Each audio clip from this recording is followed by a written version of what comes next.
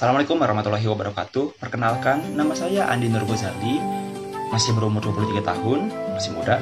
Dan kita akan membahas sedikit tentang faktor persebaran flora dan fauna yang ada di dunia dan ada di Indonesia.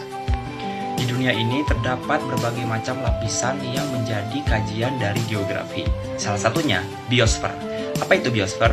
Biosfer adalah lapisan yang terdiri dari tanah, air, dan udara, tempat berlangsungnya kehidupan di muka bumi ini. Nah, di dalam lapisan biosfer tadi terdapat berbagai macam bentuk bioma di dalamnya. Salah satunya bioma savana, seperti di gambar ini. Ya, savana itu kan merupakan padang rumput yang sangat luas yang dihuni oleh berbagai macam bentuk kehidupan. Kalau di gambar ini, kita bisa lihat ada jerapah, ada ilalang, ada pohon, dan ada berbagai macam bentuk pohon yang ada di belakangnya itu tuh. Kan banyak tuh. Nah, ini contoh bioma savana. Apa saja sih bentuk karakteristik dari bioma itu? Yang pertama, bioma itu terbentuk karena adanya sekumpulan ekosistem yang berbeda yang menempati suatu wilayah geografis. Seperti di bioma savana ini.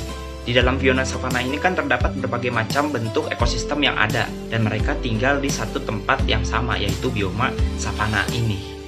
Yang kedua, setiap bioma itu dicirikan oleh tumbuhan dan hewan yang berbeda-beda, jadi tidak homogen sifatnya. Dan yang ketiga, biasanya bioma itu memiliki wilayah yang luas, tidak sempit, ya. Lalu, apa saja yang mempengaruhi persebaran flora dan fauna yang ada di dunia ini? Yang pertama, iklim. Iklim mempengaruhi persebaran flora dan fauna. Pada iklim terdapat suhu, kelembapan udara, angin, curah hujan, dan cahaya matahari yang mempengaruhi persebaran flora dan fauna. Dan faktor yang kedua adalah faktor fisiografi atau bentuk permukaan bumi. Jadi, di bumi ini, bentuk permukaan buminya itu kan beda-beda. Nah, artinya, flora dan fauna yang menghuni tempat tersebut juga berbeda-beda pastinya. Faktor yang ketiga adalah faktor edafik atau kondisi tanah di suatu wilayah. Kondisi tanah dan air tanahnya. Pada faktor edafik, terdapat beberapa hal yang menjadi komponen di dalamnya. Yang pertama ada kedalaman lapisan tanah, tekstur dan struktur tanah, materi organik di dalam tanah, derajat keasaman atau pH, dan yang terakhir kejenuhan basa tanah tersebut. Faktor yang terakhir yang mempengaruhi persebaran flora dan fauna yang ada di dunia ini adalah faktor biotik atau hubungan dengan makhluk hidup lainnya. Nah, faktor yang paling mempengaruhi persebaran flora dan fauna di dunia ini sebenarnya adalah faktor biotik atau faktor dengan makhluk hidup, karena makhluk hidup sangat membantu dalam persebaran flora dan fauna yang ada.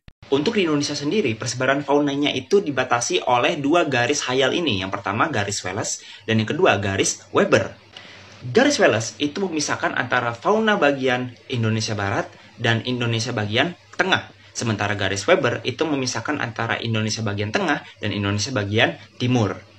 Fauna di Indonesia bagian barat itu disebut fauna asiatis. Sementara Indonesia bagian tengah itu fauna peralihan atau fauna endemik. Dan untuk Indonesia bagian timur itu faunanya disebut fauna australis. Seperti itu. Oke, sekian dulu pertemuan kita pada kali ini. Terima kasih untuk waktunya dan sampai jumpa.